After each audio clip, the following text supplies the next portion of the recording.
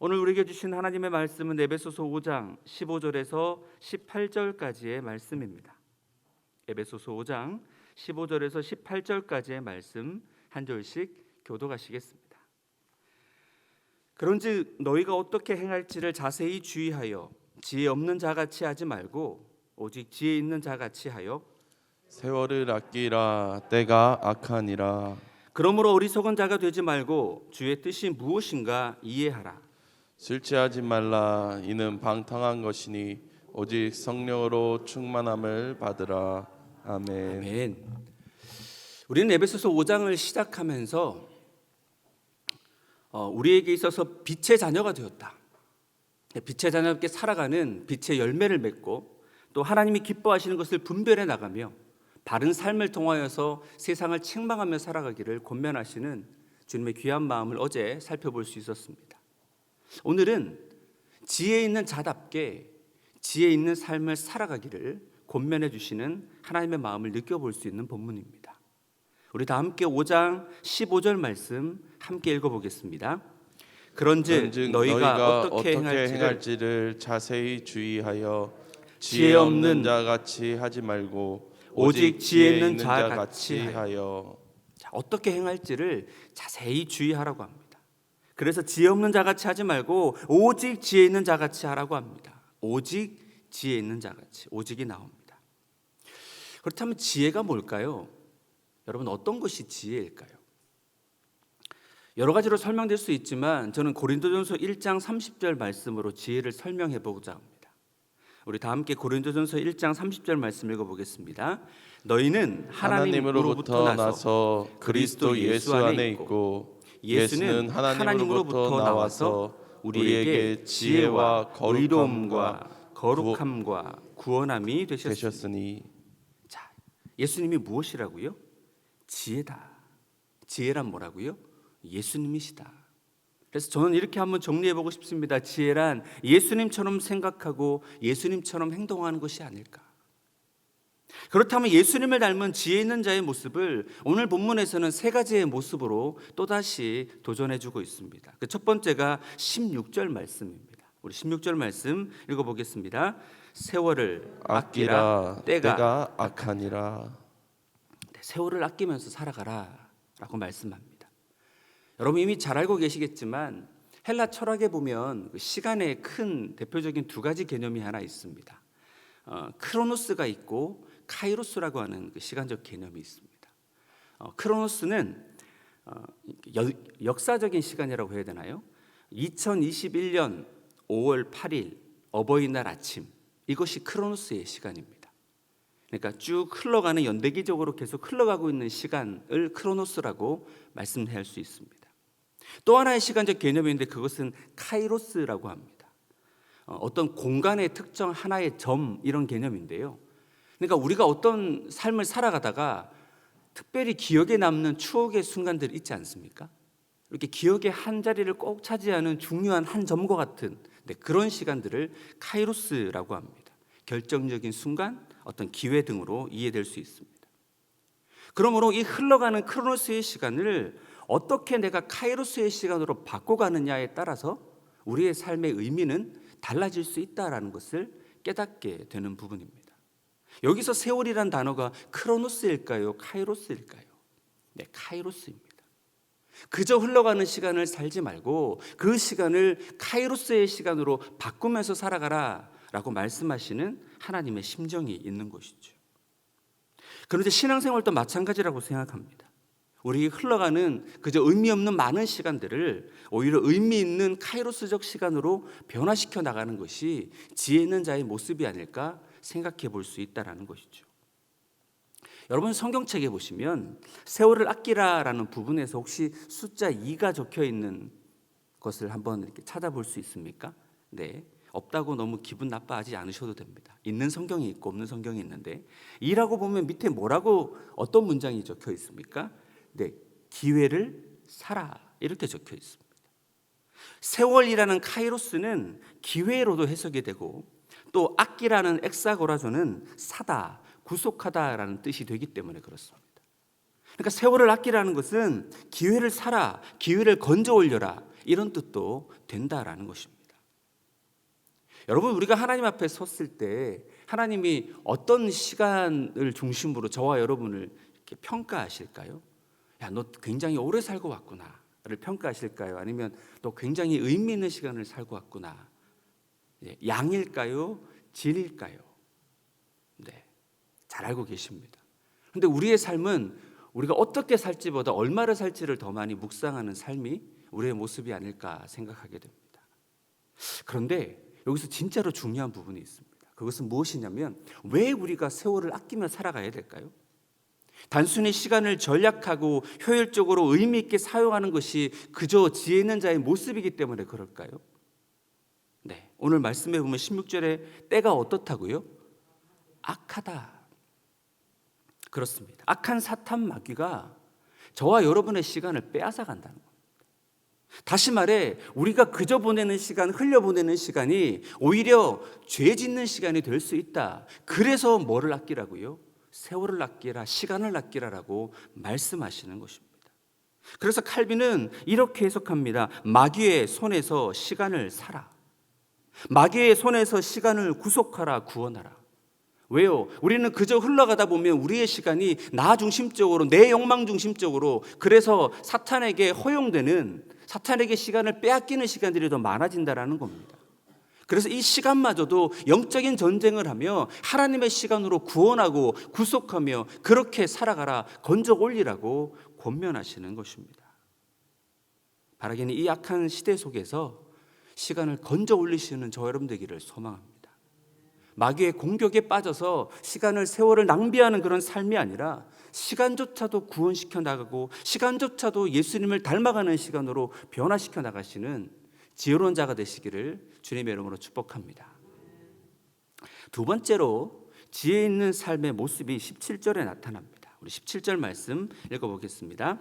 그러므로 어리석은 자가 되지 말고 오직 주의 뜻이 무엇인지 이해하라. 두 번째는 뭐 하라고요? 주의 뜻이 무엇인가를 이해하라. 자, 여기서도 뭐가 있습니까? 오직이 있습니다. 오직. 그만큼 당부하는 겁니다. 자, 그렇다면 여러분, 주의 뜻, 하나님의 뜻은 무엇입니까? 성경에 나타난 하나님의 뜻이 여러 가지들이 있지만 가장 큰 줄기, 가장 큰 메인스트림이라고 불릴 수 있는 그것은 무엇이냐면 데살로니가 전서 4장 3절의 말씀이 아닐까 생각합니다. 우리 함께 읽어보겠습니다. 하나님의 뜻은 이것이니 너희의 거룩함이라. 하나님의 뜻이 무엇이라고요? 여러분, 우리는 에베소서 시작하는 1장에서부터 이 부분을 배우고 시작하였습니다. 하나님이 저와 여러분을 택하여 주신 이유가 뭐라고 했죠? 왜 자녀 삼으셨다고 했죠? 네, 거룩하고 흠이 없게 하시도록. 우리 에베소서 1장 4절 말씀 또 한번 읽어보겠습니다. 시작. 곧 창세전에 그리스도 안에서 우리를 택하사 우리로 사랑 안에서 그 앞에 거룩하고 흠이 없게 하시려고. 네, 그렇습니다. 하나님의 뜻은 우리의 거룩함입니다. 하나님이 우리를 택하신 이유도 하나님을 닮은 거룩한 자들이 되기를 바라시는 그 하나님의 마음, 뜻 때문에 그렇습니다. 그러므로 거룩함이 주님의 뜻이라는 것을 우리가 이해했다면 우리의 모든 삶의 방향이 하나님께서 우리를 거룩하게 만들어 가시는 여정이 되어야 된다. 이것이 바로 지혜 있는, 예수님 닮은 지혜 있는 삶의 모습이다라는 것입니다. 그럼 거룩해지는 건 알겠는데요, 어떻게 거룩해질 수 있습니까? 거룩의 비결은 무엇을 하면 거룩해질 수 있을까요? 성경을 읽다 보면 한 가지 힌트를 주십니다. 그것은 디모데전서 4장 5절 말씀입니다. 우리 함께 읽어보겠습니다. 하나님의 말씀과 기도로 거룩하여 짐이라. 뭐라고요? 말씀과 기도로 거룩하여 짐니다. 여러분, 거룩함은 하나님의 속성입니다. 우리의 힘과 노력으로 거룩을 만들어낼 수가 없습니다. 그분이 우리 가운데 오셔야 우리가 거룩함을 맛볼 수 있고 거룩함을 덧입을 수 있습니다. 그래서 그분을 만나는 자리, 그분과 함께 교제하는 자리, 그 시간이 바로 말씀을 보고 기도하는 시간이 아닐까요? 그 시간이 바로 하나님을 예배하는 예배의 자리가 아닐까요? 그 자리로 나아가면 나아갈수록 저와 여러분이 무엇으로요? 거룩하게 덧입게 된다, 닮아가게 된다라고 말씀해 주시는 것입니다. 여러분의 시간 속에 이 거룩함의 자리가 확보되기를 축복합니다.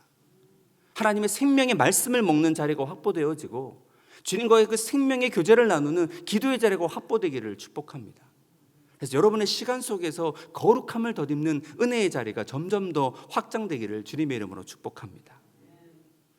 마가복음 1장 21절 이하의 말씀을 읽다 보면 예수님의 하루의 일과가 소개되는데요. 안식일이었습니다. 안식일에 예수님이 회당에 가셔서 말씀을 가르치십니다. 열정적으로 가르치셨겠죠. 그런데 거기서 귀신 들린 자가 나타납니다. 그래서 예수님이 그 귀신까지 쫓아내시는 장면이 나타납니다. 자, 그렇게 오전 일과를 보내신 후에 오후에 보니까 베드로 장모 집에 가십니다. 왜요? 베드로 장모가 열병에 앓아 누웠기 때문에. 그래서 신방을 가셔가지고 그 병을 고쳐주시는 장면이 나타납니다. 그리고 저녁 때쯤 해질 때쯤 됐더니 이 소문이 나서 수많은 자들이 몰려옵니다. 병자들, 귀신 들린 자들이 와서 자신들을 고쳐달라고 합니다. 근데 예수님 물리치지 않으시고 다 고쳐주시는 장면이 마가복음 1장에 잘 소개되고 있습니다. 자, 이렇게 바쁜 삶을 살아가셨던 예수님의 다음 하루의 첫 일과가 무엇인 줄 아십니까? 우리 마가복음 1장 35절 말씀 읽어보겠습니다. 시작. 새벽 아직도 밝기 전에 예수께서 일어나 나가 한적한 곳으로 가사 거기서 기도하시더니. 여러분, 예수님의 하루의 첫 시작이 무엇이었다고요? 네, 일어나 기도하셨습니다. 여러분, 예수님은 하나님이십니다. 당신의 신성을 갖고 계시기에 기도하실 필요가 없으신 분입니다. 기도하지 않으셔도 되는 분이 왜 굳이 새벽 아직도 밝기 전에 나가 기도하셨던 것일까요? 겸손히 하나님의 뜻을 구하고 하나님과 다시 조율하기 위함이 아니었을까요? 저는 또 하나 중요한 것은 무엇이냐면 이 다음에 제자들이 찾아오는 모습을 보고 제자들에게 기도의 본을 보여주신 거구나. 제자들에게 너희가 신앙생활함에 있어서 기도가 얼마나 중요한 것인지, 하루의 시작의 시간이 될 만큼 소중한 것인지를 알려주기 위함이었구나라는 생각도 함께 해보게 됩니다. 여러분, 기도할 필요가 없었던 예수님도 기도하셨습니다. 너무 바빠서 하루에 2시간 이상 기도한다고 했던 그 루트의 말처럼 저와 여러분의 삶 속에도 기도보다 앞서지 않는 저와 여러분 되기를 소망합니다. 자, 이제 세 번째 지혜 있는 자의 모습, 우리 18절 말씀 함께 읽어보겠습니다. 시작. 술 취하지 말라. 이는 방탕한 것이니 오직 성령으로 충만함을 받으라. 뭐에 취하지 말고 뭐에 취하라고요?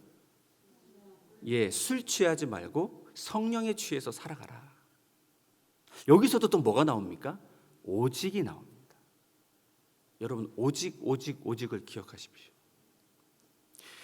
핸드릭슨이라는 학자는 헬라 사람들이 늘 술에 취했던 이유가 단순히 감정적인 기쁨을 얻기 위해, 또 근심에서 해방되기 위해라기보다 또 이런 목적도 있었답니다. 신들과의 깊은 교제의 시간이라고 그들은 생각했답니다. 아니, 술 취한 게 무슨 신들과 깊은 교제냐? 그런데 당시 술의 신이었던 디오니소스가 술에 취해 있으면 많은 깨달음과 지혜를 준다라고 그들은 믿었다는 거죠. 그래서 이런 문화적인, 이런 종교적인 배경에 익숙했던 에베소 교인들이 여전히 그 방식을 따라 살았다는 거죠. 아니요, 저는 취하고 싶어서, 제가 즐기고 싶어서 먹는 것이 아니라 제가 그 신으로부터 지혜를 받는 거예요 라고 그렇게 살았던 거죠. 그래서 오직이라는 단어를 쓰며 다른 방법이 없다. 너희가 진정한 기쁨을 알고 싶으냐, 진정한 교제의 맛을 알고 싶으냐, 진정한 지식과 지혜를 얻고 싶으냐, 그 유일한 방법은 무엇이라고요? 성령으로 충만함을 받아야 된다라는 것입니다. 여기서 성령으로 충만함을 받으라는 것은 현재 수동태 명령형입니다. 자꾸 어려운 단어 써서 너무 죄송합니다. 그런데 의미가 있습니다. 여러분, 현재는 무슨 뜻입니까? 성령 충만은? 네, 지금입니다. 성령 충만은 매일입니다. 오늘입니다. 어제 충만했다고 오늘 교만해서는 안 됩니다. 성령 충만은 날마다 구하며 현재적으로 충만해야 되는 것임을 깨닫게 됩니다. 두 번째는 수동태입니다. 수동형입니다. 수동형이라는 것은 내가 받고 싶다고 막 받을 수 있는 걸까요? 아닙니다. 누가 주셔야 됩니까? 하나님이 주셔야 받는 겁니다. 여러분, 여기서 우리가 알게 되는 은혜와 성령 충만의 원리, 여러분 꼭 기억하십시오. 은혜도 마찬가지입니다. 받고 싶다고 받을 수 있는 그런 성질입니까? 아닙니다. 주셔야 받습니다. 수동태입니다. 은혜와 성령 충만이 수동태니 우리는 뭐 해야 될까요? 그냥 가만히 있으면 될까요? 아닙니다. 기도하고 구해야 됩니다. 은혜 받는 자리로 나아가야 되는 것입니다. 이것이 바로 신인 협동의 원리다라는 겁니다. 바라기는 은혜 받는 자리를 사모하셔서 날마다 그 자리로 나아가셔서 은혜를 때마다 주시는 하나님을 경험하며 살아가시기를 소망합니다. 세 번째로 명령형입니다. 여러분, 이거는 받고 싶다고 받는 것, 나는 받기 싫다고 안 받을 수 있는 거부권이 있는 것이 아닙니다. 하나님을 믿는 빛의 자녀들이라면 다 성령 충만을 받아야 된다라는 것을 우리는 확인하게 됩니다. 이제 말씀을 정리해 보겠습니다. 지혜자는 예수 그리스도이십니다. 예수님처럼 지혜롭게 살기 위해 저와 여러분 어떻게 해야 된다고 오늘 본문은 우리에게 말씀해 줍니까? 네, 시간을 구속해야 됩니다. 날마다 흘러가는 시간들을 건져 올리며 구원해 나가는, 그래서 마귀에게 빼앗기고 죄 짓는 시간들이 아니라 하나님의 시간으로 변화시켜 나가는 그런 삶을 살아가라라는 것입니다. 둘째로 주의 뜻이 오직 거룩함임을 기억하면서 삶의 방향이 거룩에 초점을 맞추라는 겁니다. 그래서 말씀의 자리, 기도의 자리, 예배의 자리로 나아가 거룩하신 하나님을 만나면서 그분과의 사귐을 통하여 거룩함을 덧입으라라고 말씀하는 것입니다. 나가 오직 성령으로 충만함을 받으라는 것입니다. 날마다 겸손히 성령 충만함을 구하면서 성령의 능력으로 살아가고 성령의 열매를 맺어가는 그런 멋진 삶을 살아가라고 오늘 본문은 이것이 지혜자의 삶이라고 도전해 주시는 것입니다. 바라기는 예수님 닮은 지혜 있는 저와 여러분 되기를 주님의 이름으로 축복합니다.